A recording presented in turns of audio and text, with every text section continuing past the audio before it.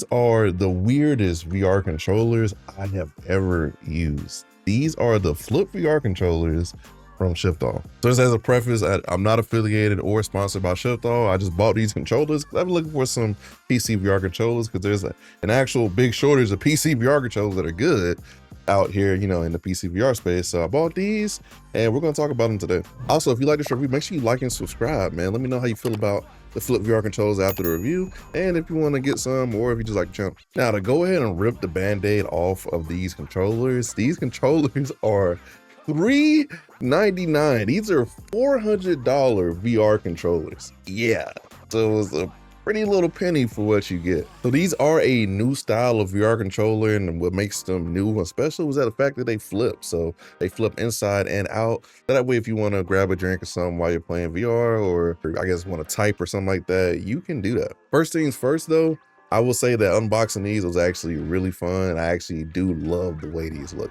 I enjoy real like futuristic techie looking stuff.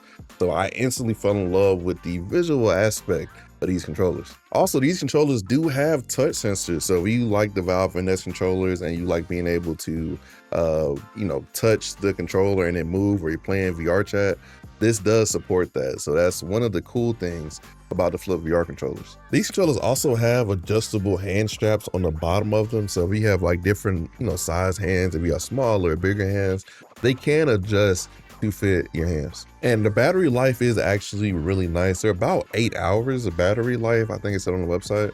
That's actually pretty good. Like, I think I've only charged these maybe a few times since I've gotten them. In terms of a hinging motion, the hinge is actually really sturdy. It's surprisingly sturdy. You can stick them up like this, and it has a stopper on the back of it.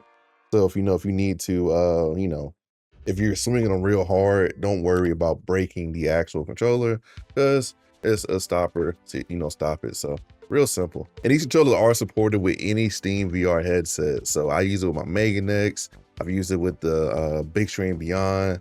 Pretty much any headset that uses lighthouse tracking can use these. But overall, I must say that these controllers are definitely more suited for maybe VR devs, somebody who needs to be able to flip the controller to type or move around a mouse, something like that, more so than somebody who plays, well, like shooting games or anything else. This will work really good for flight simmers. People need to maybe adjust something in VR and just flip it out the way so they can, you know, fly or something like that.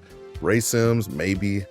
Definitely VR chat. This is a VR chat must. I would highly recommend these for VR chat because it literally is perfect. Like, let's say you're I don't know, like, and this is a crazy example, but stick with me. Let's say you're like a VR chat dancer, and you know, you need to grab something that maybe helps you dance, or a DJ or something in VR chat. I don't know what you guys do in VR chat. I don't play VR chat, but I do know there's different people that do different things that may need, you know, their actual hands to, you know, do stuff while they're playing. So I think those would be perfect people who want maybe like a Valve Index controller replacement. So, I mean, the Index is like 5 or 6 years old, and let's be honest, a lot of these controllers are starting to give out, and doesn't like they're selling any new Valve Index controllers with the lighthouses. So controller availability has been a big thing, because I mean, even here in the US where I am, the Valve Index controllers are sold out. They're gone on Valve sites. So I don't know what people are gonna do,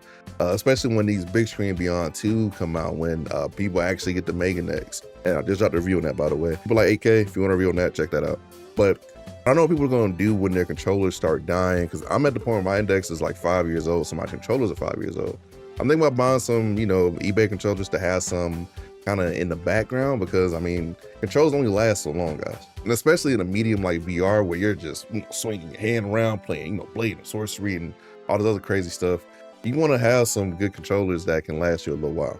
So I think if you're a VR chatter or a VR dev, or anybody that doesn't need to actually, well, hardcore play VR, like people, if you're a person who plays like competitive shooters, this is not the controller for you, especially if you have big hands. Now, the controller does work, and I even had to mod this controller to get it to be more comfortable in my hand. You can see that right here. And I do have close-up B-roll, you know, with the modifications. But I added pads to both of these because my finger literally cannot reach it normally, right? So like right now I have the controller kind of linked over my hand, but if I just put these on regular, like say I just move it back to default position, and I put it down, I literally can't reach the thumbstick. I can't reach it unless I like do like a weird thing with my hand and move it over. So if you have big hands, these are not gonna be for you.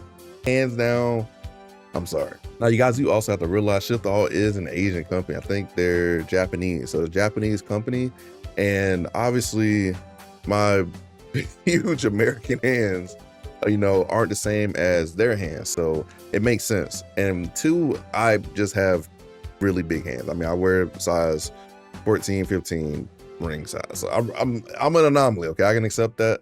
But the thing is, if you have bigger hands, I don't think you're gonna like these. Especially for $400, that's a big risk to take. And somebody tell you guys that once you order one of these, you can't cancel it, you can't cancel the order, you can't refund it, and you cannot return it. That means $399 plus tax, and you know, plus tax, you're stuck with these. So if you have big hands, good luck, because I think if you're a person, like I said, who does not do VR chat all the time, or do a lot of typing while they're in VR, or just kind of sitting at your computer, or trying to play like Pavlov or Beat Saber or anything like that with these, ugh. And honestly, for what you get, I feel like these controllers are just way too overpriced. $399 for this is not it to me, especially when the Valve Index controllers are $279 or were $279. Probably get them cheaper now on eBay and, you know, resale. But nah, I mean, the flip function is cool, don't get me wrong, but is it worth $400? No, honestly, if I could return these, I probably would have. I think we need to do more modifications in terms of adjustments for people with bigger hands. So I just can't really recommend these. Like, they're cool in concept, and I do want more neat controllers like this, but that price ain't neat, man. $400 for controllers that just do this, that's a lot, man. And I just can't recommend this to anybody. But there aren't a lot of options on the market right now for lighthouse track controllers that are decent, that aren't from Valve. A lot of people don't want to use the HTC One, which is, you know, makes sense because that's not a really good controller. But I just feel like we definitely and desperately need more options for controllers that are lighthouse tracked on the PCVR market. So if you have smaller hands, like I said before, you can try them. I'm not going to personally recommend them. I feel like you just get the Valve Index controllers and call it a day, or maybe look into other controllers that might be out in the market. But yeah, $400 definitely was a waste of money for your boy. And to speak more of my gaming experience with them, I played Contractors, I played a lot of different games that I would normally play, Blade and Sorcery, and I did not really enjoy my experience. The tracking, kind of iffy. It's a little iffy.